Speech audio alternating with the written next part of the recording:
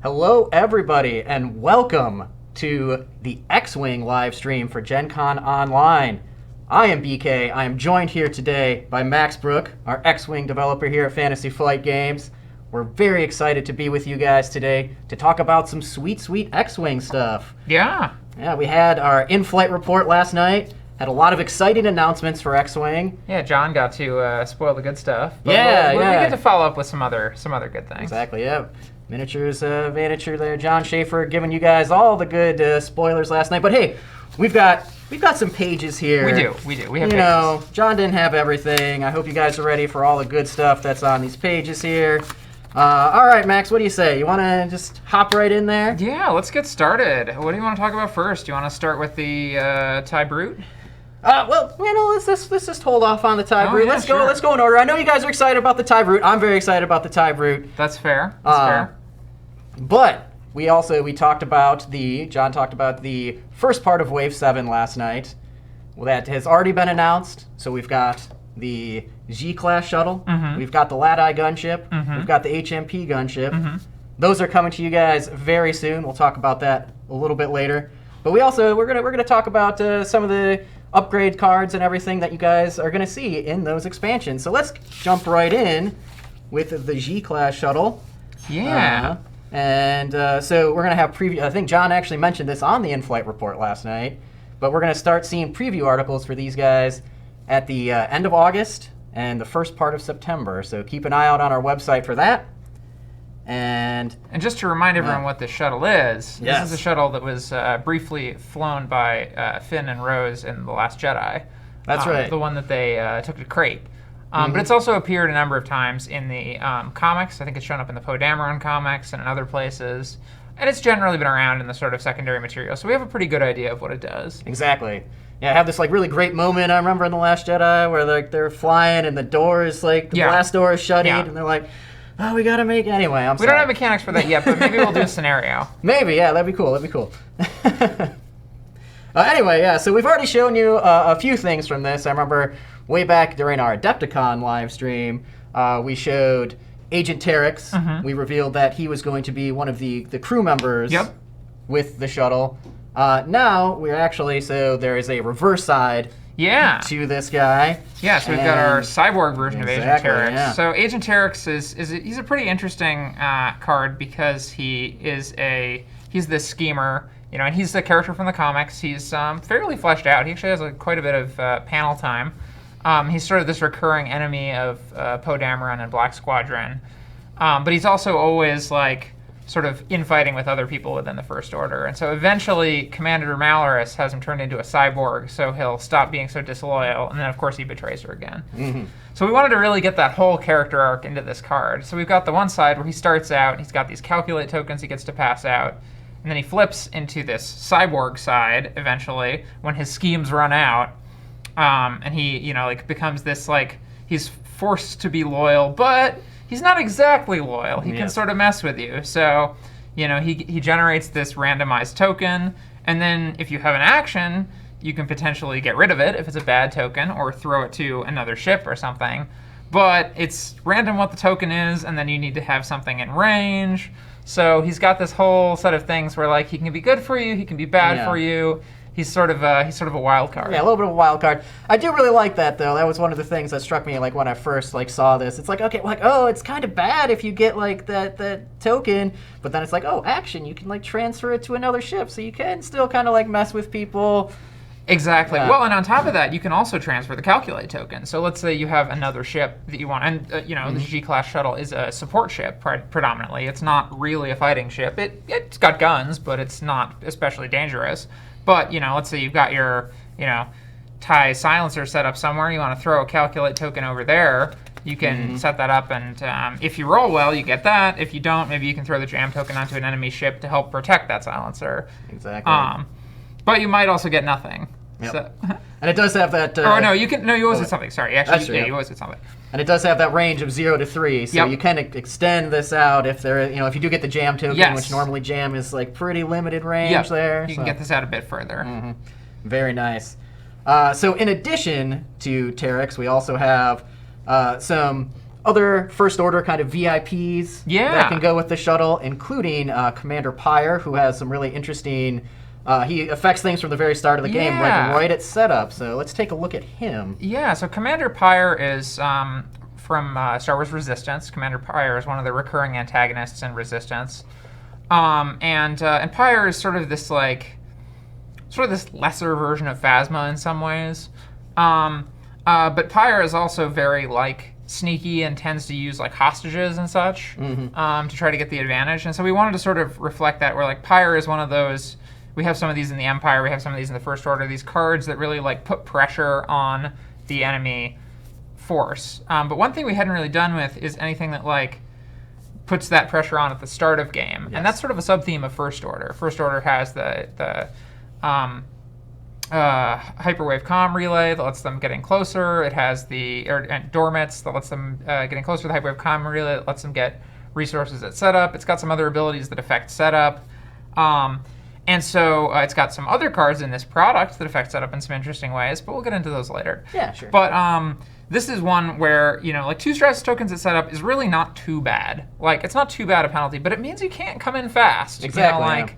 Or you have to think pretty hard about it if you do. So it's going to force one of the enemy ships to slow roll, and it sort of creates this dynamic where you're thinking about, okay, so I'm going to drop this on one of the enemy ships, and then maybe I'll try to single one of these other ones out, or, what have you. So it's got this interesting dynamic. Yeah, it's really kind of interesting, First Order thing of messing with people right from the get-go. Yeah. I was like, that's nice. It's exactly. Real nice. Yeah. Well, and that also plays to the fact that the First Order isn't as militarily dominant in the galaxy as the Empire. Mm-hmm. They have to rely more on sort of sabotage and dirty tricks, and they have this almost kind of scummy angle, but we don't want to impinge too much on scum.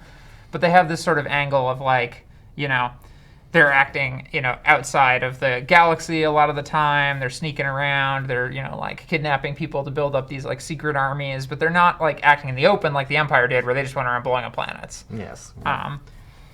Very cool. So the G-class shuttle, a ship that has a lot of room for carrying crew members. Yep. Things like that. Moving on to the Republic side, we have the Lad-Eye gunship, which is also something where you can get a lot of gunners, you can get a lot of crew members, things like that. And, as it's probably pretty obvious, we can get both clones and Jedi on there, including, one of my favorite clones, Clone Captain Rex. Yeah. Has a really interesting ability here. Yeah, so Captain Rex is a lot of fun to design. And there was an earlier, there was a Captain Rex in first edition. He messed with spending results as well, and so that was the later Rex. He appeared as a crew for Rebel, and so we wanted to come back to that idea, but his ability wasn't very strong in first edition. So I wanted to try to take another swing at something like that, where you spend results. It also feels very cloney because they have this precise training, and they're very good at using the resources they have. They're very resourceful. They're very able to act. So act decisively. So for Rex, you've got this ability where you can spend your focus results, and you can let other ships take that focus action. So it sort of sets up this nice thing of maybe if my ship doesn't have a focus token or whatever, I can get something out of this if I've set up right. So it makes Rex this sort of coordinating leader, and you want to kind of play stuff around him. Yes, yeah, very nice. And it's been pointed out in the chat, but we also have Clone Commander Cody as a gunner in X-Wing as well, which is very cool. So you can kind of play with both of those guys on different, maybe 2 different lats maybe or something. Yeah, so there's a lot of interesting opportunities there, or a Latin in Arc 170. Yeah, I'm a big Cody fan in X-Wing. I feel like. I mean, maybe. Yeah. Anyway, but Cody's solid. I think didn't he get bumped up in points an update back? I think so. But, so he's pretty good. Yep. So Captain Rex, a gunner. Now we want to talk about a crew member. We kind of teased that some Jedi are in here. Oh, yes. Probably the card that I'm most excited about in this expansion. Let's talk about the Jedi. Yep, the Jedi, the Grand Master of the Jedi Order. Yoda is coming to you guys in the Lat-Eye gunship expansion. And Yeah. first one, the first crew member that actually gives you 2 Force tokens is the first thing that kind of jumps out. Is he to the me. first? I think so. Does Snoke give you 2? Or I does thought he only Snoke only gave you 1. Maybe Snoke only gives you 1. I Yeah. have to double check that. But yeah, so Yoda, 2 Force on a crew member, pretty potent. He's not going to be cheap. But his ability is actually interesting because his ability is not. So he's got that purple coordinate, which is nice, obviously. And because the LAT doesn't have, like a baked-in coordinate, it's nice to get that. But the other thing you get out of that that's really nice is his ability to relieve other Jedi and sort of mentor them and like help them, spend their Force more efficiently or spend his Force in their place, essentially. And so especially for ships with purple maneuvers, which we don't have any of in the game yet, but we will soon. Okay, interesting.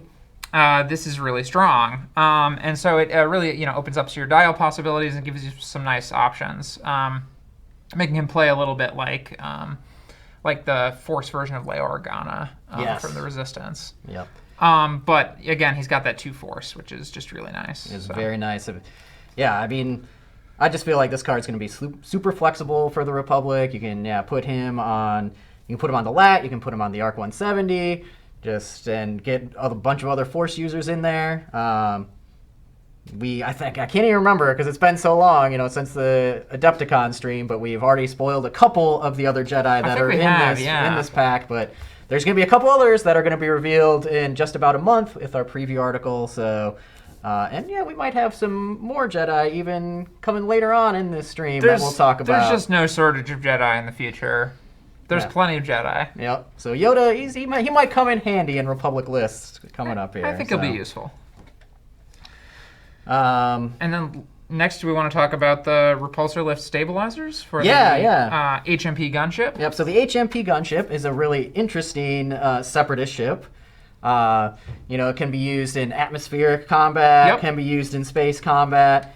One of the really cool things about it that we haven't quite revealed, I know we've kind of teased it for a while here, is it actually also introduces a new way of maneuvering. Yeah, correct? It's a new maneuver. Yep. We don't do this often, obviously, but we occasionally do want to, throw in a new maneuver to spice things up and keep things interesting. So it allows you to sideslip.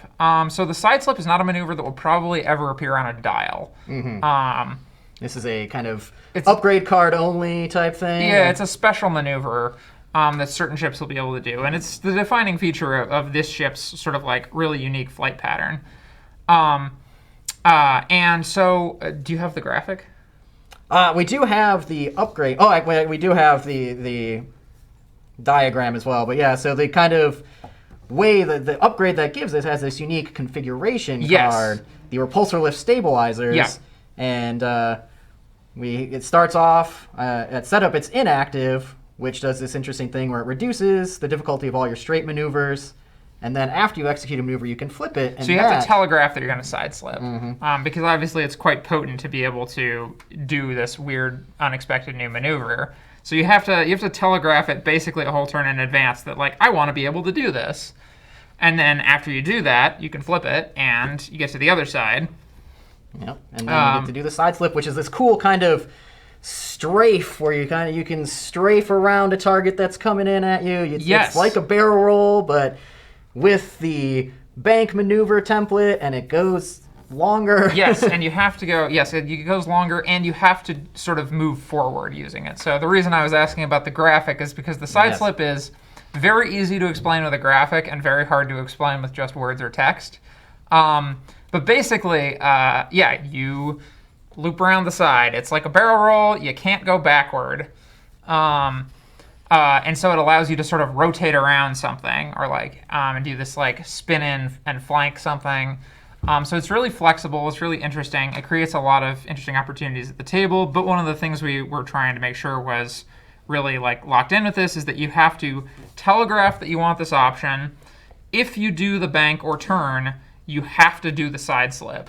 So you can't fake your opponent out that you want to side slip and then not side slip unless you want to go straight.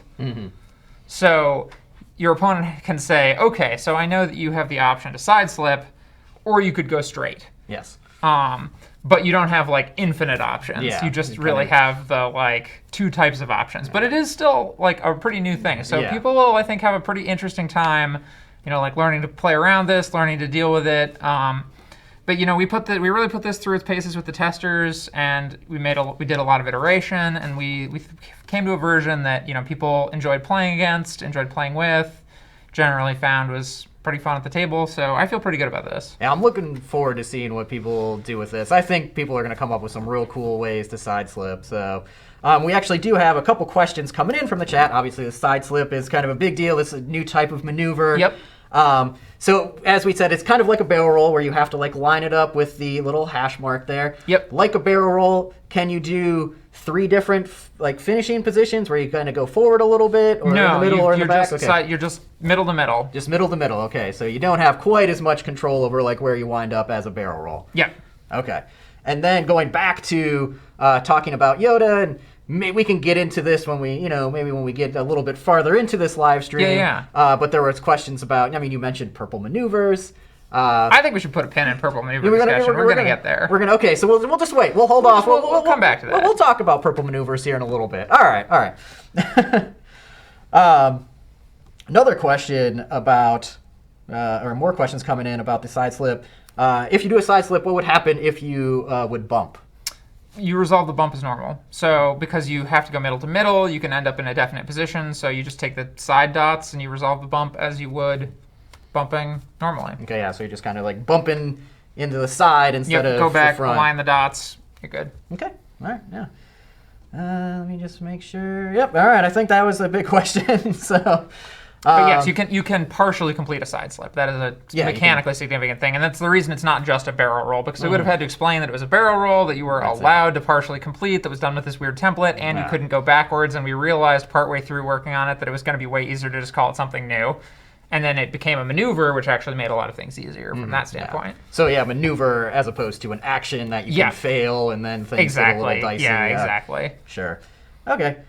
Yeah. All right. So I think the side slip, very cool. Now, the HMP gunship is also just a ship I'm excited about on a number of levels. And one of the cool things that actually comes across in this art is we see both the missiles and the lasers. Yes. And it also is one of those Separatist ships, in keeping with the theme of many Separatist droid ships, where it has a couple different setups in its upgrades, depending on which version you're using. Mm-hmm. So there's a version that can like swap out some of its equipment for other things. Ooh, okay, so it has some of the slot substitutions, like we've seen on like the Hyena bomber, and some of the other ones where sometimes it subs those out. So I won't spoil what those are, but stay tuned. It isn't just a missile boat. Yeah. There's a lot of cool stuff. I mean, and luckily, that preview's coming up here pretty quick, so you guys won't have to wait too long on that one. All right, so let's move into some of the really new stuff. Obviously, everybody's known about these 3 for a while now. Yeah, these are old news. Yeah, let's talk about the stuff that was just announced last night, starting off with the TIE Brute. So to start off with the TIE Brute, this thing is huge. Mm-hmm. It's way bigger than I thought it was.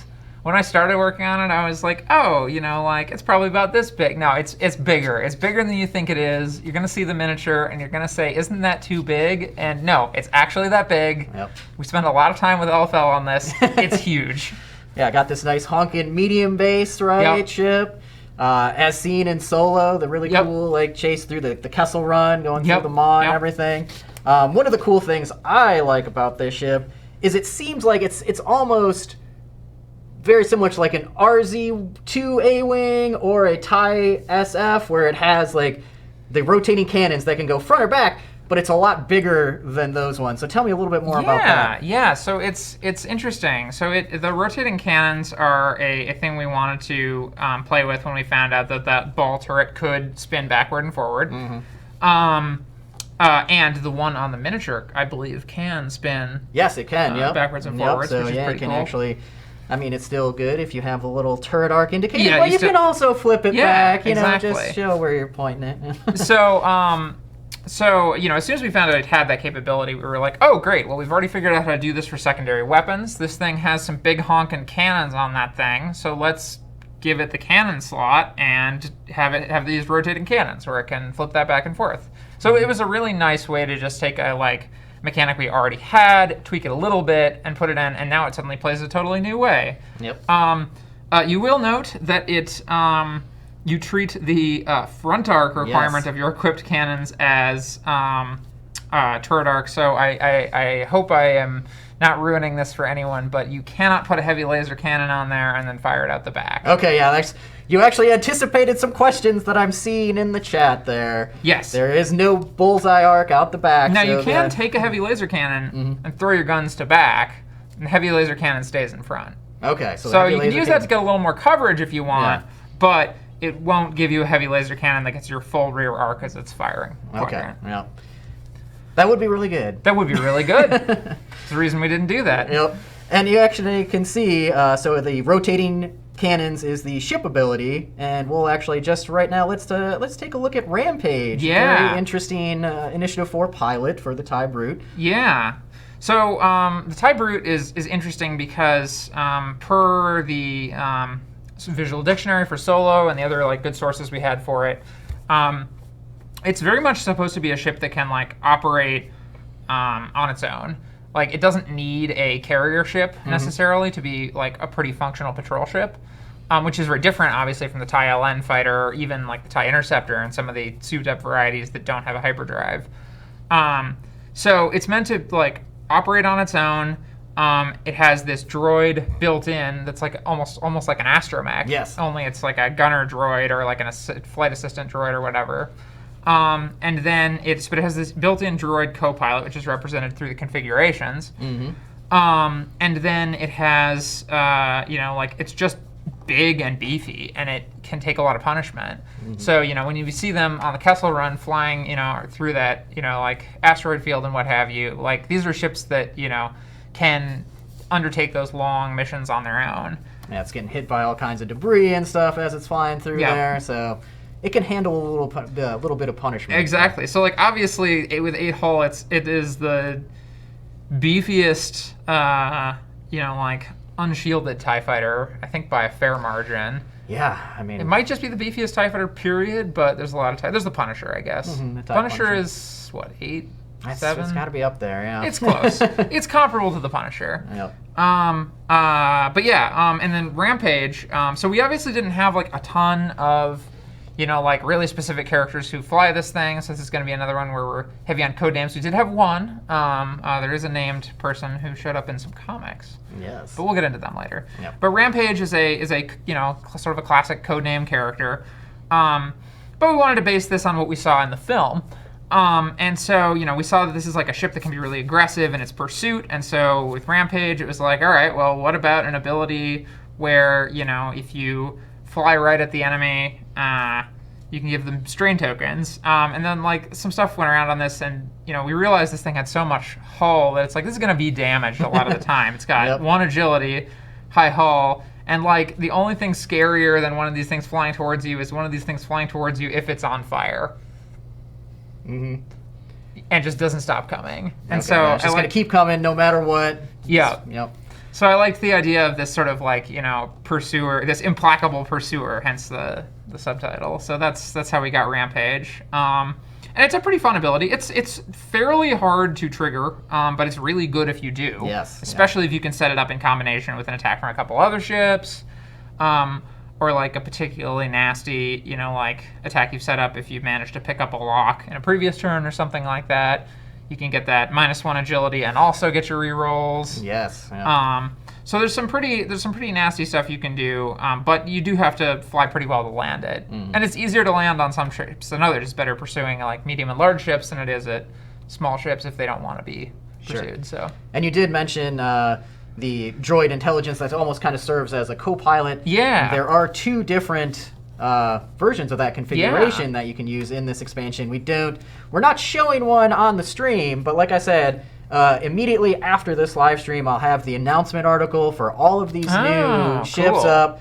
And in there, you'll be able to take a peek at one of those new configurations, which is, I think that's just a nice Nice little cherry on top of the TIE Brute, in my opinion. Yeah, no, those configurations are a big part of it. And, we spent a lot of time thinking, like, should the cannons be the config or should the droid be the config? And we eventually decided, like, the droid should be the config because it seems like there might be variants without it, whereas the cannons seem kind of integral. And also, the cannons match the other, like, config or ship abilities we've done in the past for that. Yeah, for sure. So, all right, I think that's enough with the TIE Brute for now, right? Yeah, I mean, this is the first ship we've had for Imperial players for a while. So yeah, I mean that's I'm not sure enough can be said of the TIE Brute, but in the name of time, we should probably. It's true. On. Yeah, we should. That's a good point. Yeah. Sorry, TIE Brute. We're gonna move on, and so let's talk about Heralds of Hope. This really kind of interesting new squadron pack for the Resistance, where you're getting 3 ships. Yep. You're getting alternate paint schemes for. 2 new alternate paint schemes for the T-70 X-Wing. Yep. 1 alternate paint scheme for the RZ-2 A-Wing. Yep. All based on their appearance in Rise of Skywalker. Yep. Which is very cool. What are some of the other things that you can kind of expect just generally in this squadron pack? Well, it's got a lot of upgrade cards. It's meant to be like a solid starting point where, like, if you, part of the point of these, is... We've definitely heard from people like, oh, I'm interested in getting into X-Wing, but I don't necessarily want to play Rebels or Imperials. Do I still need a core set? And, at this point, you actually don't, strictly. The core set is still a really good value, especially if you have someone to split it with.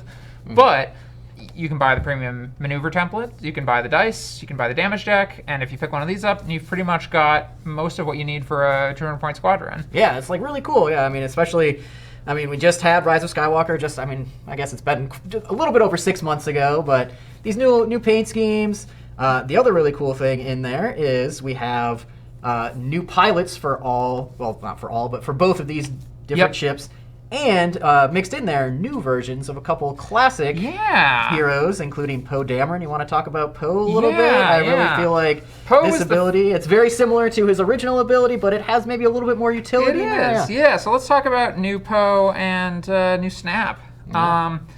So Poe Dameron, obviously he is a pretty integral character. And we wanted to, so we have subtitles. Part of the reason we have subtitles is because of first edition Poe, actually. Yes. Because you may remember with first edition Poe, he was printed at pilot skill 8, which was obviously not the right pilot skill for him after we saw that movie.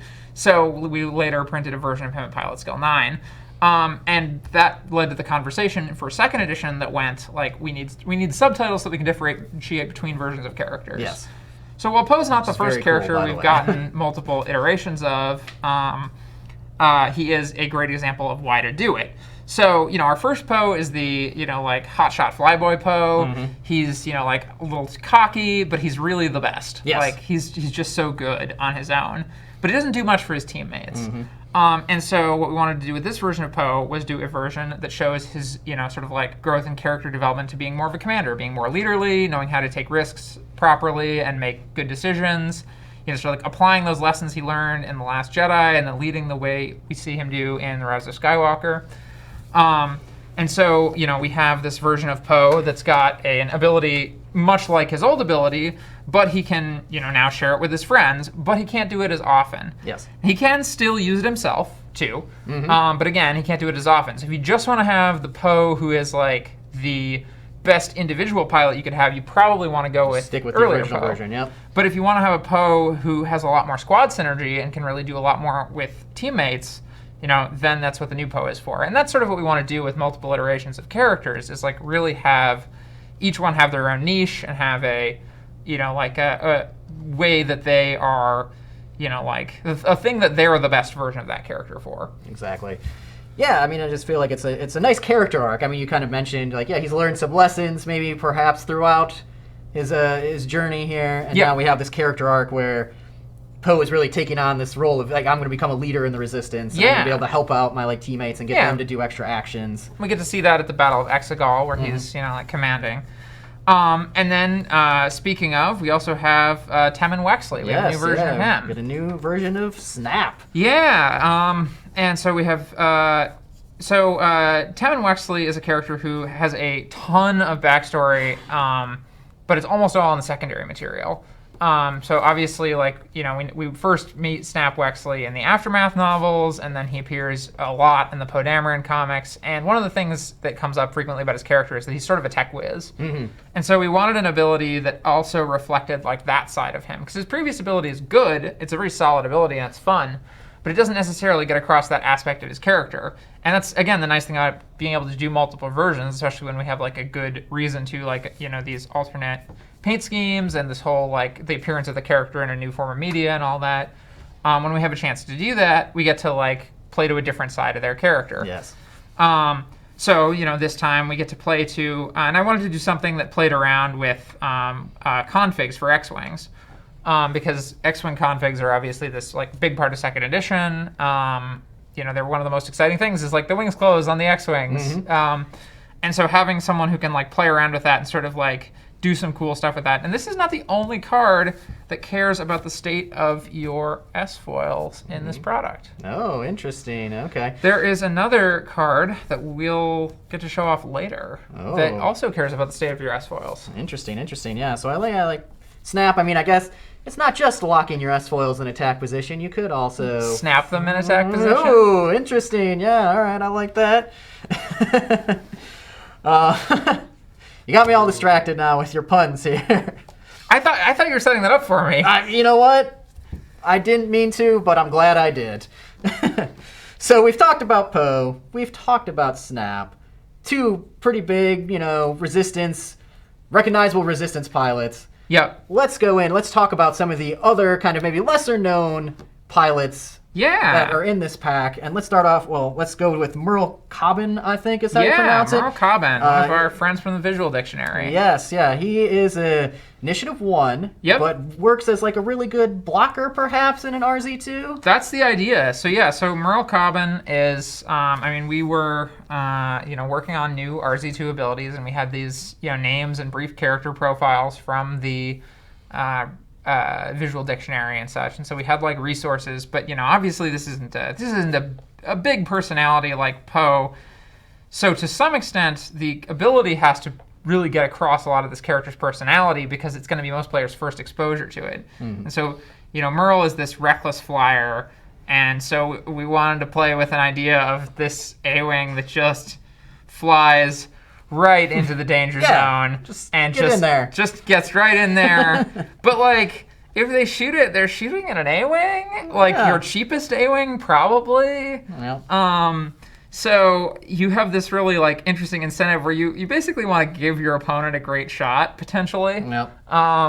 Just let them have all their bullseye abilities, but like hopefully, like you've set up something else where it's like, but if they shoot at Merle, then they're not shooting at someone more valuable, or they maneuvered to be able to shoot at Merle, and now other ships can capitalize on it. But you also have to keep him alive, until those ships go, so there's a bit of a trade-off there too. Exactly. But Merle would be a pretty good pair with Poe, actually, because you could do some pretty neat stuff with throwing Merle some actions to like get into position. Get that position, Exactly. And then, like setting up just a devastating attack from Poe, because of course Poe's got the weapon hardpoint, so you could it's primary attack only, so you couldn't do that, but you could still throw down 4 dice at range 1, especially if you used a card we'll talk about in a minute to get in close. Yes, yep.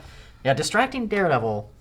Nice work on the subtitle for that one, I just want to say. I'm pretty happy with that one. So let's actually, let's talk about some of the upgrades here. So obviously, this is mainly a pack focused on the Resistance. Yep. But Rebels are also going to get a little bit of help in here. We're talking about the RZ2 here. We have this upgrade card, the Starboard Slash, which can, as you notice, everybody at home, it just says A-Wing down there. So RZ1s can use this as well, right? So one thing we're really trying to push is the sort of like flavor and identity of different types of ships. And like the idea that flying a Y-Wing is not the same as flying an X-Wing. Obviously, the dial gets that across in part, the action bar gets that across in part, but also, if you're a good pilot, you'll learn to do things with certain ships that you can't do with others. You'll learn to do these like cool signature maneuvers and all that. There have been a few of them that have come up in various media, one of which is another card that appears in this product. Oh, yes. Yeah. But the Starboard Slash is a new one. That we talked to LFL about, and they were okay with us naming it that. Okay. And the idea is, so the A-wing is like very much supposed to be this like disruption ship. Like both variants of it. It's an interceptor. It really gets in your face. It harries the other side's fighters. It can go after their bombers if need be, or it can keep their like escorts off of your bombers, or it can keep their interceptors off of your bombers. But it's meant to like get up there, be aggressive, get in their face, and cause them problems. And in the game, that's reflected through its like great dial and ability to block. That gets part of it. Mm-hmm. But also, we wanted to have some things that show off like what can an experienced pilot do with this chassis. And the RZ1 and the RZ2 are not that different hardware-wise. I mean, one is obviously an evolution and improvement on the other, but they're not like completely different ships. In the same way that like the T65 and the T70, they're different. But if you've flown one, you might have some tricks that you can transfer to the other. Sure. Yeah. And so, the RZ1 and the RZ2 are much the same. So the Starboard Slash came out of that idea that it's like, well, there should be cool stuff you can do in an A-Wing that you can't do in any other ship. And we want to do a lot more of these as time goes on. These, just sort of like, it's a chassis-specific thing, especially for ships with chassis that appear in multiple eras. So, I would expect to see one of these for X-Wings, probably. Maybe. Yeah. Well, we'll have to just keep that one close to our chest for now. Yeah. But yeah, we might see some X-Wing, upgrade in this pack as well. So we've talked a lot about positioning. We also have a really cool new modification for T70s in here that, really harkens back to the very beginning of The Last Jedi. Yeah. Poe takes on a dreadnought all by himself. And he's got this really cool overdrive thruster that kind of takes things up a notch, I would say. And so a lot of that's combined with the Black One title, but this lets you take it even further. It's sort of strapping this giant engine onto the back of your ship and blasting yourself around. And so it is a very aggressive card, shall we say. Yes. You're going to go in fast. Yep. Yeah, if you're using Poe, this could be a really interesting thing with him. And you could also put it on Snap if you wanted to, and have Poe there with him, and then have Snap get tossed a red action by Poe, which could be like a boost or something, and then Snap could do that longer boost. So there's a lot of interesting uses with this, especially with new Poe and his ability to like throw some actions out to other ships as red actions, because it needs to be red actions to trigger this. Yeah, just gotta go fast. Just kick it down into overdrive and see what happens. Yeah. All right, I feel like that's probably a pretty good taste of Heralds of Hope. That seems good, yeah. And Heralds of Hope is like a pretty good taste of a concept you're going to see more of in the future, too. Yeah, for sure. Let's move on. Okay, so we start off talking about let me think all the way back there. We had the First Order with the G-Class shuttle. Mm-hmm. We had a couple Clone Wars era ships that have been announced a while ago. Moved into the TIE Brute, Heralds of Hope. Now we're talking about just even more Clone Wars ships for both the Republic and Separatists. Yeah, where do you want to start? Oh, okay. Let's start with one of my favorite ships, just kind of in general. Let's start talking about the Eta-2. Oh yeah, the Eta-2 Actis. Yep, another Jedi starfighter. This one kind of more seen as an interceptor, perhaps. Yeah, it's a really interesting ship. So this is one that Brooks designed, and it has a very different niche from the Delta 7. And we knew at the outset, when I was designing the Delta 7, I said I know I need to leave space for the Eta-2 Actis. So like one of the things was like there were a number of things on the dial where I was like, okay, I'm gonna make this dial actually a little bit worse than it might have been if no other Jedi high maneuverability, high performance Jedi starfighter existed, because I want to leave space for the faction to grow and have that. Mm-hmm. Now the really interesting thing about this is, so it's got the dial of an interceptor, it's got the action bar of an interceptor, but it doesn't have what a lot of interceptors do, which is that ability to double reposition after maneuvering. Yes. Okay. And this is something that Brooks really pushed on. I think it was really, really strong piece of design. So intuitive controls create this really interesting dynamic where you have the ship ability that allows you to perform, during the system phase, you can perform a purple barrel roll or a purple boost. So you have to commit early to Yep. one of your 2 repositions if you want to double reposition. And remember, you can't do the same one twice, so you can't like, barrel roll in the system phase and then barrel roll in the after you maneuver. So if you do one, you're locking yourself out of that one later too. Yeah, so you got to. It's very powerful, but it takes some planning, takes a little bit of skill. Takes some planning, gives your opponent a little bit of an opportunity to react to it with their own reposition. Yes. And creates sort of this really interesting dynamic. So the funny thing about it is, compared to the Delta 7, the dial is faster, like more maneuverable. It's better dial. It's got a couple of purple maneuvers, as we discussed, which are maneuvers you have to spend a force point to execute. That was the big question that came up earlier, so thank you for addressing that. Yep. And so it's got a very like open, flexible dial, but it doesn't have as much ability to reposition after the fact as the Delta 7 does. So the Delta 7, there's sort of 2 ways of getting to like similar results, but they feel very different at the table. And they're different to fly against too, because the Eta 2 is sort of weirdly slippery, because you have to remember that it's not exactly where you think it's gonna be. Yes. But once it has maneuvered, it is more predictable. So it creates a really interesting dynamic to fly against it. Sure. And one of the cool things about this ship in particular is you actually get 2 different miniatures in the box. Yeah. We have the Eta 2 Actus itself. Yep. And then we actually have the Hyperspace Ring in there. Unfortunately, we don't have a render of the Eta 2 separate from the Hyperspace Ring just yet. The Hyperspace Ring just yet. But they are definitely 2 separate miniatures. But they are definitely 2 separate miniatures. We will have that, hopefully by the time we get a preview article out so everybody at home can see that. Tell us a little bit about the Hyperspace Ring. Yeah, so the Hyperspace Ring is a really interesting thing, and it has sort of an interesting origin where we knew it was something we wanted to do at some point. We weren't quite sure when we were going to do it, and the opportunity came up with this product. And we were like, yeah, okay, let's do this here. Let's get this in when we're getting in a couple of the ships most known for using it, the Eta 2 and the V-Wing. Now, it is also interesting because it's not the first, but it is one of the first pieces of content included in a standard product that is not going to be in hyperspace or extended. So it's really designed for epic battles, it's designed for casual play, and it's designed for scenario play. And that's really where it shines, is like scenario play and epic battles. Because it lets you create these really, like interesting setups. You're like, okay, I know my opponent's going to be going after the objective marker there, so I'm going to like wait, late commit, have my thing hyperspace drop in then, and then I can protect that objective, or I can go after this objective near their back lines or something. So it's great for especially games on like a 6x3, for some of the larger epic battles games. It's great for having a little more like positional control and ability to be more of where you want to be. But it is not going to be usable in hyperspace or extended tournaments. And obviously in casual play, have fun with it. It's a fun little thing. It plays well. It creates a neat dynamic. And the ring itself, so the ring itself, when the ship is docked to it, so the ring itself is also a ship. And the other ship can dock to it, and it uses a very abridged version of that ship's dial to sort of very slowly maneuver around.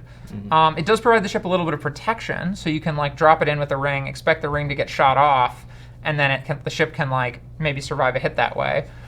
So there's some cool uses for that. So again, especially in epic battles, where like maybe you bring a couple of these things in, and then you let the rings get like shot apart, and then like Anakin and Obi-Wan and Ahsoka come flying out and start shooting things up. So there's some really like cool cinematic stuff you can do with it. I mean, it just seems like you said. I mean, you already said it was like this kind of fun little thing that you can do in these like kind of different scenarios and everything. Yeah, and again, in epic battles, it's like really cool because it like can often let you get a big, sort of like, if your opponent knows you have it, they have to be like more cautious about their positioning, because it's like, oh, they can jump that thing in over there, so I gotta spread some things out a little bit more. So it creates more of that like sort of like strategic back and forth that epic battles really thrives on. And forgive me if you already said this, but I just want to get it out there in case you didn't. But the Eta 2 isn't the only ship that can dock with the Hyperspace Ring, right? The Delta 7 can as well, and the V-Wing, which we're going to talk about in just a moment. Yeah, and they can both physically dock with it and use it. The Hyperspace Ring is it's just really cool. It looks great on on the ship, like and especially seeing it with like multiple different ships and how good it looks with the different paint schemes and all that. So yeah, it's very. I'm looking forward to like the repaints people will do for like the different ones we see too, and like Clone Wars and stuff. Yeah, absolutely. So we've talked about the Eta 2 in general. We've talked about the hyperspace ring. Let's get into some more specifics. One of the things that kind of struck me when I first kind of looked over all the cards and everything for this ship was it really focuses on a lot of team-ups. Yeah. So we're going to show the Anakin Skywalker ship card here, and he has this really nice synergy with Obi-Wan Kenobi. Yeah, and it's like a direct call-out effect. So it's not, generally we tend to do soft synergies where like two characters' abilities will naturally complement each other. But we can do these sort of like hard call-out effects, and with these two we really wanted to, specifically because, so this is like the Revenge of the Sith ship. That's really the only place we see it. That's its main thing, and it kind of is so heavily associated with that movie. And that movie is so much about the relationship between Anakin and Obi-Wan. Exactly. Like that is sort of the emotional heart of that film. And so we wanted you to really have an incentive to like fly these two together. Mm-hmm. Now you don't have to fly two Eta 2s. Wow. to get these benefits, because both Anakin and Obi-Wan have abilities that specifically call out a friendly Obi-Wan or a friendly Anakin. Yep. So they have these sort of like cross-pull abilities, and you can bust out other versions of the characters if you want a little more list diversity, which is cool. But we really liked the idea that like these two characters are really like, like again, their like friendship and the deterioration of that friendship is really the heart of that movie, and we wanted to really push that idea and play that like you want to have these two together. Yeah, let's just try and give these guys maybe a little extra boost. Yeah. Exactly. Yeah, that's very cool. So speaking of team-ups, obviously Anakin and Obi-Wan. Iconic team up in Star Wars. It's not the only iconic team up. Not the only one, yeah. We also have R2-D2 hangs out with Anakin quite a bit. And this is R2's first non-pilot appearance in the Republic, exactly, I believe. Yeah. You can team him up with C-3PO as a pilot if you want. That's right. When he's R2 pilot, you can throw C-3PO crew in the crew slot. But so we've got a new version of R2 Astromach. This one for the Republic. And this is sort of like R2 at the, his most, I don't know. This Revenge of the Sith is the movie where he's doing all sorts of crazy stuff. He lights those battle droids on fire. He flies around. He takes over like a whole dreadnought. So this is like the most flexible version of R2.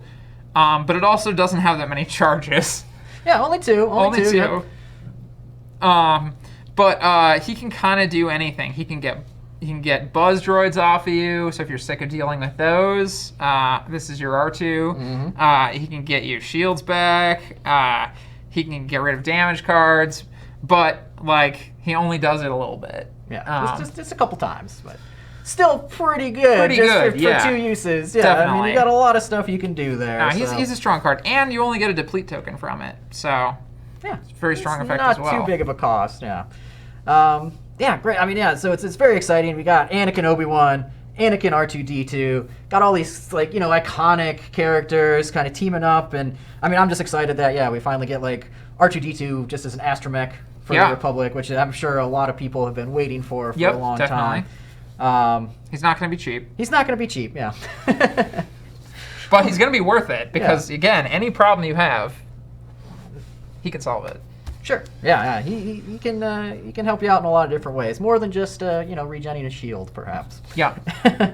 Okay, so that's the Eta 2 Actus expansion pack. Let's move on to the other Republic expansion that we're talking about, the Nimbus class V-wing. Yeah. Which is very cool. It's a versatile ship, normally flown by clones, but they're not the only ones that can fly it. In fact, the pilot card we're going to show is a pretty iconic Star Wars character, maybe not as most people recognize him, maybe a little bit before that. Yeah, so Willow of Tarkin shows up in the Clone Wars television series quite a bit.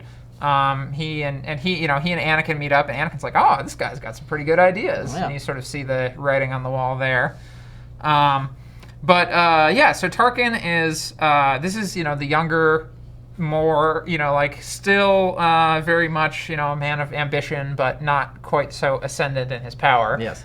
Tarkin, when he's a little bit more, hands-on, might actually fly a ship himself. But we wanted to give him a very commandery ability, obviously. So he he's got this lock sharing ability that is much like Tarkin's lock ability in his crew version from the Imperial era. For sure.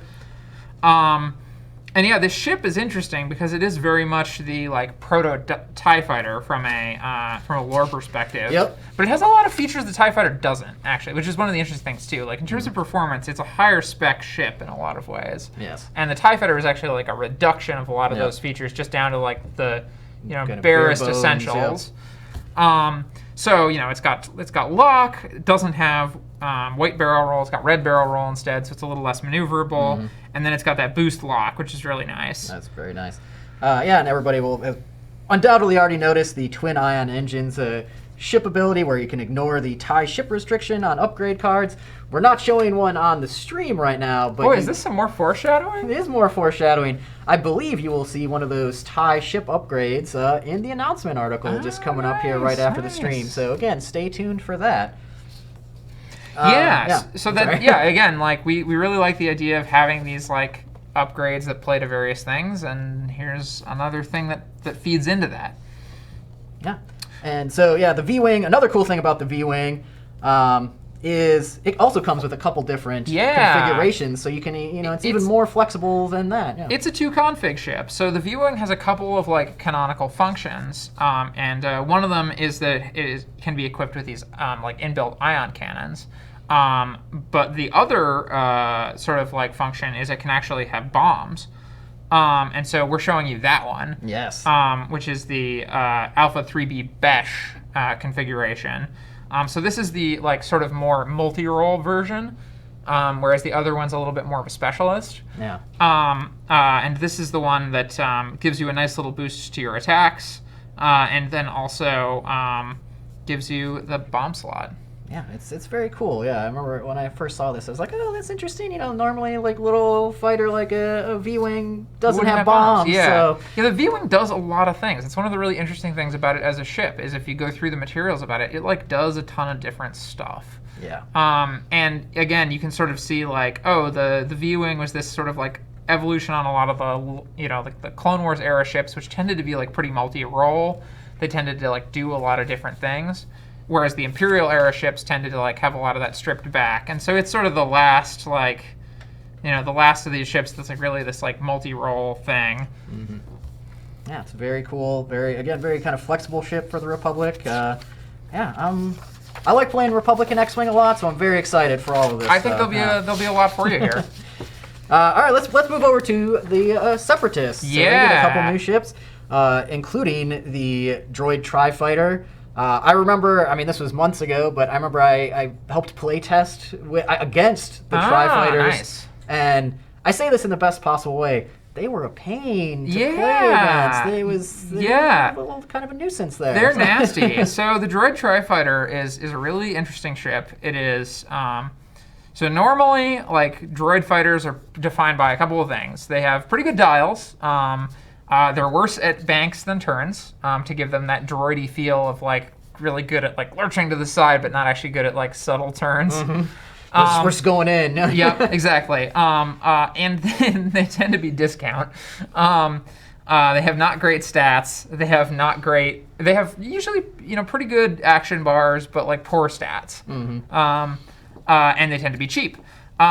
This thing does not have poor stats, and it's not that cheap. Like, it's somewhat expensive, but it's supposed to be really nasty. These fighters are, they've got this, like, sort of predatory intelligence built into them. They're very smart for droid fighters. They're very, like, coordinated. They, like, hunt in packs.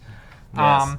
They're another delivery vehicle for buzz droids, so another good reason to have R2 around. Mm-hmm.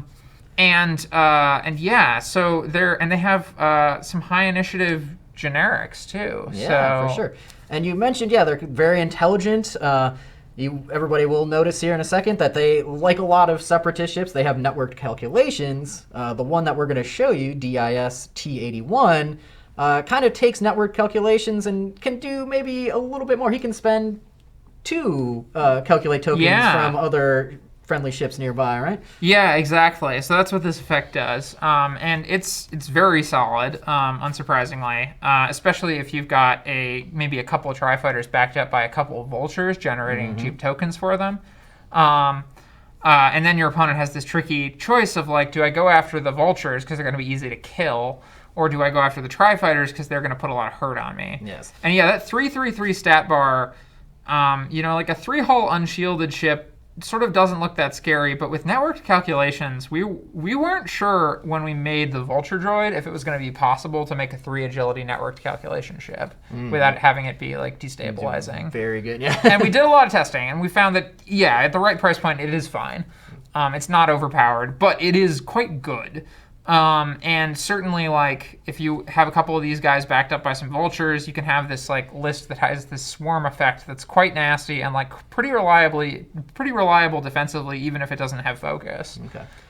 Yeah, and speaking of network calculations, just because I like to tease things a little bit, we don't have the card, but I believe in this pack there is an upgrade that might change network calculations a little bit. So there's an upgrade, and we've done a few of these upgrades that mess with ship ability in upcoming waves. But there's an upgrade that lets you replace your networked calculation ship ability, and you can take it on anything with networked calculations. Okay. So if you have, it's really designed to. I'm not going to get into the specifics of what it does. One, because I don't want to misquote myself, or misquote the text, and two, because I like the suspense.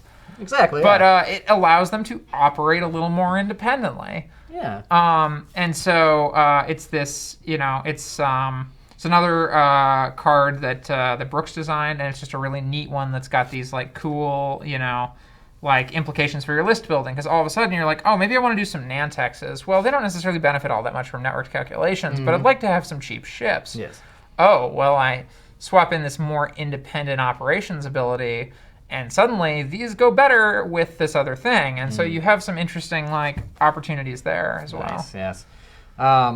Do we know, so question in the chat that I think we can answer, what kind of upgrade is that going to be? Is that a modification? It's a modification? Yeah. Okay, yep. So there we go. We'll take up the modification slot. Yep. All right. Excellent. Okay, so that seems good. We've got enough teases in there for the Tri Fighter. Let's move on to the final expansion we're going to be talking about today. Yeah. Jango Fett's Slave 1. So we knew we'd wanted to do this since we started the Separatist faction. I mean, Jango is in an interesting place because, like, he's only kind of a Separatist, but, like, he does work for them. He does do a lot of stuff with them. He also dies right when the Clone Wars starts, so...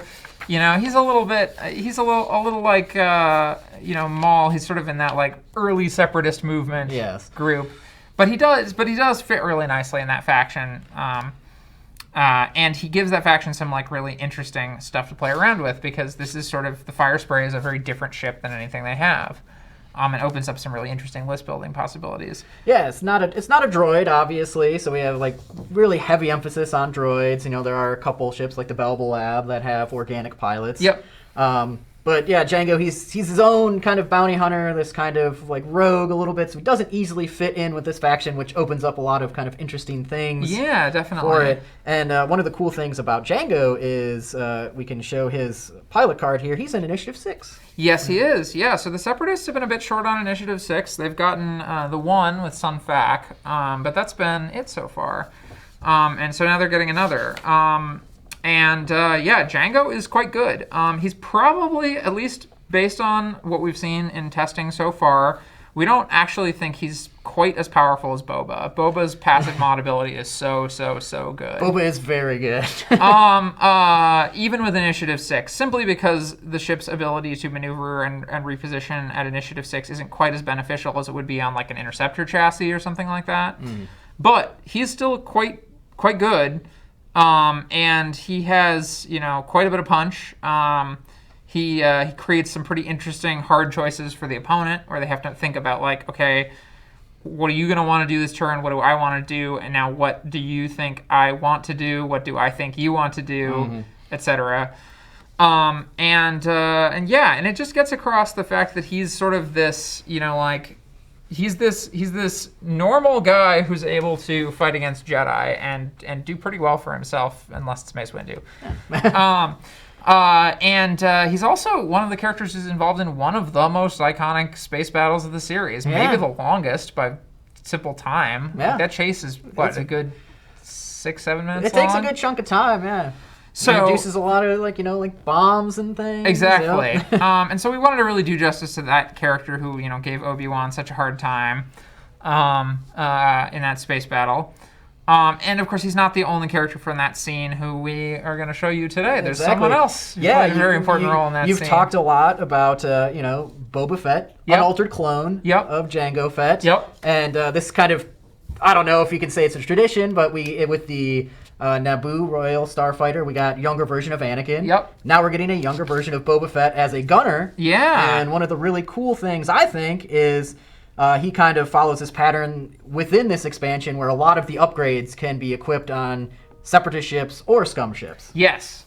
Yeah, so there's a lot of characters who are sort of in this like bridge zone for Separatists and Scum. We've played around with multi-faction characters before. This obviously isn't our first foray into that, but Boba Fett was a pretty obvious one where he's Separatist, when he's with his father, but then in Clone Wars, we still see a lot of child Boba Fett because he's on his revenge quest against Mace Windu. He gets these other bounty hunters together. He goes on these hunts. So we see a lot of him as a real, really deeply into the Scum faction after he's sort of cut ties with the Separatists. I guess he never really had any with the Separatists. He just, was with his father who was with the Separatists. Yeah, it's kind of associated, association a little bit. Yeah, and then that association gets broken, so he stops being a Separatist and starts doing his own thing and becomes a Scum character. And there's a lot of scummy stuff and Scum adjacent stuff in this product, because the Separatists and the Scum do have a lot of those close ties. They do work together a lot. Separatists hire a lot of bounty hunters, and there's a lot of people who can sort of flex back and forth between the two in that era. Yeah, a lot of scummy stuff. You mentioned that, including one that you'll see in the announcement article. Again, I just gonna keep going back to there. It may be a Weequay pirate who's a legitimate businessman. He's also in here. You'll see his upgrade card in the announcement article, I believe. Nice. Just stay tuned for that. Yeah. You have anything else you want to say about Jango Fett and the Slave One? Not really. It's an exciting ship to have out there. Again, we knew we wanted to do the Jango paint job version of the ship as soon as we did second edition, and we knew we were going to do Separatists and Republic. So it's just exciting to see something that we've been talking about for 3 years finally happen. Yes, yeah, it's finally coming to fruition here. So it's very exciting. Okay, so we've got a little bit of time left. If there are any questions in the chat before we wrap up here, let me check to see if there's anything. Okay. Not a ton. This is the last chance, everybody. No? Oh, okay. One question I did actually see earlier with purple maneuvers. So you explained how they worked. You have to spend a force token in order to perform it. Let's say you have locked in a purple maneuver and you don't have any active force tokens. What happens then? Same result as a red maneuver. Okay. All right. Very nice. What is a structure? Oh, what is a structure? Thank you, Ryan. Wouldn't you like to know? Structures are an upcoming game feature. Yeah. And that is all I can say for now. There we go. Yeah, you just have to stay tuned. Yeah, I'm just gonna. I know we've been hinting at a lot of stuff. Are the V-wings articulated? I don't believe so. Yeah, good question there. It's been a while since I've seen that miniature, but I'm pretty sure they're not. If they mean do the wings fold down. Yeah, I believe that's what they mean. I don't think they do. I did see. What's the future for epic play? Yeah, actually, if we want to talk about that a little bit. I believe, and I can't remember which ones right now. Maybe you remember. I think it's the Eta-2, the V-Wing. Maybe there's other ones that they also. They have, a lot of the standard upgrades, but there's also some new wing upgrades in there for Epic play, correct? Yeah, so the future for Epic is that Epic is going to get supported through the main game line. There are going to be cards for Epic play in upcoming products. It's not going to be a majority of cards, but again, things like the Hyperspace Ring, that's going to be for Epic play, and that has some pretty cool effects on Epic play. the Hyperspace Ring is actually a ship, and it has one upgrade slot, and that upgrade is a hyperspace slot, or hyperdrive slot, which you can put a hyperdrive into. So that suddenly opens up the ability for us to potentially explore hyperdrives on other ships as something for scenarios or epic play or what have you. Okay. So that's like another future possibility we might play around with. But certainly for the moment, there's like a fair number of wing cards seeded in throughout some of these products and other things that are useful in epic play.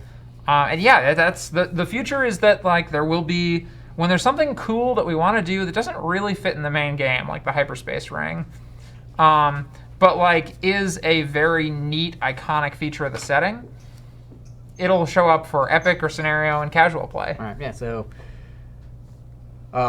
we're sprinkling in just new content for epic and like other game modes just with the products now, which is very cool.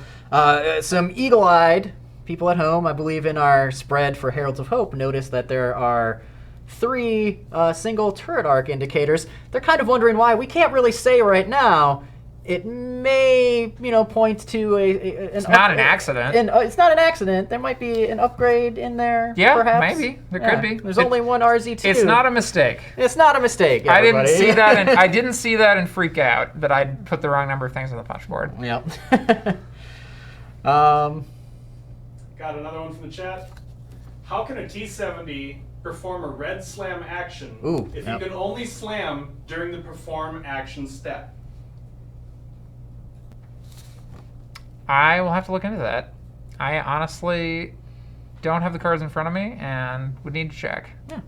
I have some rules reference or FAQ material or something, perhaps. I'm sure there's some options in there somewhere. Exactly, yeah.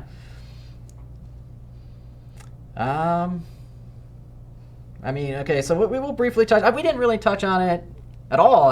We talked about it beforehand. We didn't. So the points were updated just a couple days ago. And yeah, we're working on getting all of that stuff worked out. There should be a corrected PDF with all the things that people have pointed out coming up in the next day or so, I would expect. I passed over the files right before I came over here, so. Yeah, and... one piece of good news we can say is that the snapshot was a typo, so don't worry, that's not changing in price. Yeah, snapshot staying the same, right? Yep. Okay. Do the Boba Fett guns move? I assume referring to the fire spray, and I don't believe they do. I don't believe they do. Yeah, they didn't on the original fire spray. Yeah, I don't think that is a full retool or anything. All right. I think, okay. I feel like that's a good place. I mean, a lot of questions about the new app. I mean, I am aware that it's coming along. I don't really have anything to announce in terms of when that's happening. I have no idea what I'm allowed to say about that, so I am going to say nothing. Yep, I feel like that's probably the safest thing to do. Simone will be mad at us. Oh, no. Sorry, everybody. Cool, yeah, I feel like that's a good place to stop. Max, thank you very much for joining me today for this. Definitely. Thanks for having me on. Yeah, it's great. I'm very excited about all these new expansions. Let's actually give them a rundown of when to expect some release dates. So the previously announced Wave 7 expansions, the G-Class, the LAT, the HMP, those are set to arrive, I believe, at the end of September. It's been a little bit of a drought for X-Wing just because of COVID-19 messing up our production schedule and everything. So I know everybody's waited on those for a while. You can expect those at the end of September, I believe. Heralds of Hope and the TIE Brute is, I wish I would have written this down, I believe that's at the end of October. And then the new Clone Wars era ships are the end of November. So kind of 3 months in a row, we're getting new content for X-Wing out to you guys. So stay tuned for that. And of course, we're going to have preview articles for all of these ships on our website. The stuff that was originally announced for Wave 7, like I said, beginning at the end of August, going into the beginning of September. And then we'll just see from there. So thanks everybody for joining us today.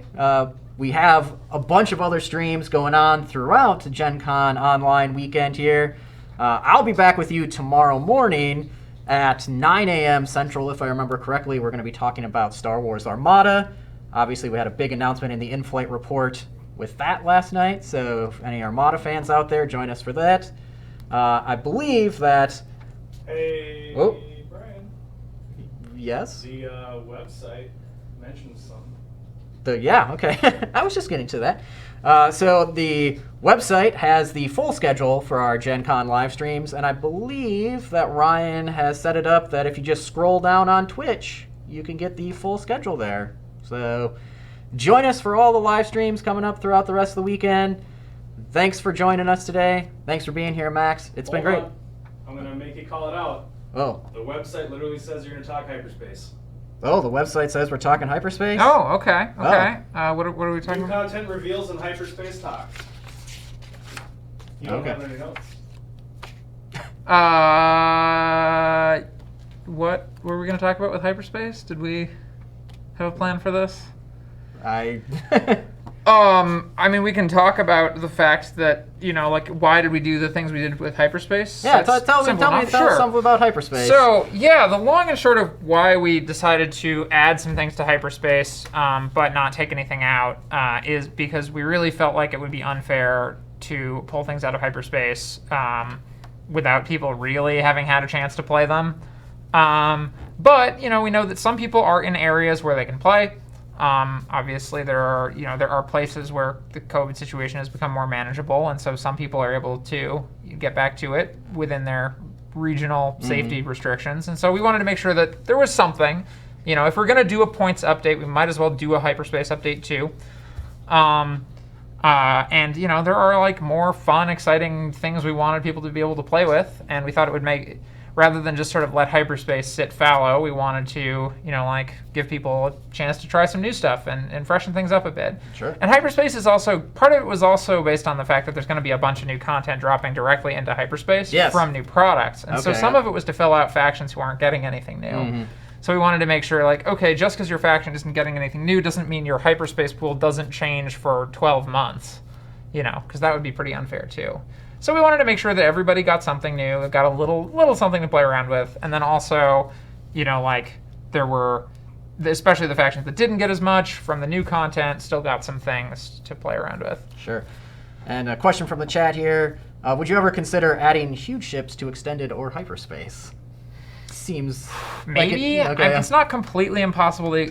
Okay, so there's a future world where maybe we decide that one or both of those formats gets weird for a season. That is actually something we could explore. We'd need to talk about it at great length with OP. It would probably need to be something we felt comfortable with the community, but maybe there would be a time where one of those game modes for 6 months got kind of weird. And it probably would be whichever one wasn't the main tournament track. And maybe the points value goes up and we do hyperspace or something. Or we do, maybe we do a hyperspace where points values go up, huge ships and some wings are allowed or something. I don't know. I don't think it's super likely in the immediate future, but it isn't the sort of thing we never think about. It's not off the table. Very few ideas are actually completely off the table. And so we've thought a lot about whether huge ships could have a place in extended or hyperspace. At the moment, the answer is no, but that doesn't mean the answer will always be no. Yeah, you never know. Exactly, and comparably weird things might be possible, even if that one in particular isn't. Sure, yeah. But again, it's the sort of thing, you'd have a lot of forewarning on it. It wouldn't just ambush you. Mm-hmm. So you mentioned all these new ships that we talked about today. Are all of these... What's the plan for those in hyperspace? Are they all going to go directly into hyperspace? Or? So all those ships and the vast majority of the cards in those products are going to go into hyperspace. There may be individual pilots and upgrade cards that do not. Okay. So if there was something that we felt was really too disruptive to the hyperspace meta, either because it was just above the power curve for hyperspace, or it created some very frustrating list that didn't really exist in extended due to various meta competition, but could exist in hyperspace where natural predators weren't present, we might exclude those cards from hyperspace individually. Okay. So we'll always tell you with new upgrading products what is and isn't going to be in hyperspace. But it is possible that not everything in every product will go into hyperspace or extended. And I think one good thing to start thinking about too is stop thinking about the game just as what's in standard and what isn't. And think about the many different ways you can play X-Wing. Sure. Yeah. And like Hyperspace and Extended are two of those ways, and as you can see, we now have the column in the spreadsheet for what's allowed and what. But we've got, we want to explore more like interesting, different ways to play the game too, and really see like what are the different things we can do. Epic Battles is something we want to continue to support. We know a lot of people really like it. It's a very different, narratively focused game mode, and so there's a lot of possibilities that we want to be able to play with in the future because we think there are a lot of different people who play X-Wing for different reasons. For sure, yeah. Yeah, there's casual players, there's tournament players, there's people who really enjoy Epic. Well, and even within tournament players, there's people who sort of like the idea of maybe a more traditional narrative first miniatures event, and then there's like more people who prefer the sort of more chess-like, 90-minute match, right? Like even within the people who want to go to an event and play X-Wing all day, there are people who want different things. And we want to try to cater to all those people as much as we can. Absolutely. So we're going to do one more question. And hopefully, if I don't say this question right, please repeat it in the chat. But I saw a very interesting question in here. You're talking about different things coming into hyperspace, maybe extending it into huge ships, and like all the different possibilities that are out there. One interesting question I saw was, have you ever considered having an upgrade or a ship have a different point cost in one format or the other? So we have certainly considered it and talked about it. That is absolutely something we've discussed. The short answer is there are a fair number of people who do like to play the game without the app and just use the spreadsheets, and it would just be another level of complexity. And we've talked about it, and the answer to date has always been it maybe benefits a few individual ship and upgrade cards selectively, but it probably doesn't make the health of the game itself so much better that it's worth introducing this fairly confusing new thing, because it is fairly conceptually confusing. Yeah. So it's something we've talked about. It's not impossible or like absolutely off the table 100%. We've talked about it seriously on the dev team. But the short answer has always been that the benefit would really have to outweigh the pretty substantial complexity it brings. And that's always the case, right? With errata, with points formulas, with all these things. Like, the benefit always has to outweigh the complexity of the solution. Seems, like a very complicated thing that you have to keep track of, and not just keep track of it, but like figure out how to implement it properly in a way that where it actually helps. Because if we do it and it doesn't really help because we don't have the like data to properly implement it, then it isn't really helping. Or if we do it and it helps a particular card, but it makes the game less playable overall, it's not really a gain. Yeah. So again, it's something we've absolutely discussed. Most weird, interesting ideas we've just have been out there. It's pretty rare that I hear now. I do occasionally. The chat often surprises me, but that one's definitely one we've discussed, talked about, and decided for the moment it's not something we want to pursue. It could potentially happen. Again, I think it's about as likely as huge ships and extended, so not likely. Wow. But it's not like. It's not like a dumb idea. It's just there are barriers to implementing it. Okay. Yeah. Well, never tell anybody who might want to see that the odds. You never know. Yeah, exactly. All right. Cool. I feel like that's a good little hyperspace discussion. Thank you for keeping us honest out there, everybody in chat. Yeah. Sorry we forgot that. Yep. Very excited about all the new expansions and kind of forgot so about many of them. Yes. So. Thank you, Ryan, for keeping us honest as well. Appreciate that. Ryan always keeps us honest. Yep. Thanks, everybody, for joining us at home. I'm not going to run through the whole spiel again, but please join us for the rest of our GenCon online live streams. You can find the schedule on our website. Thank you for joining us today. Armada tomorrow morning. Armada tomorrow morning at 9 a.m. Central. Central Time.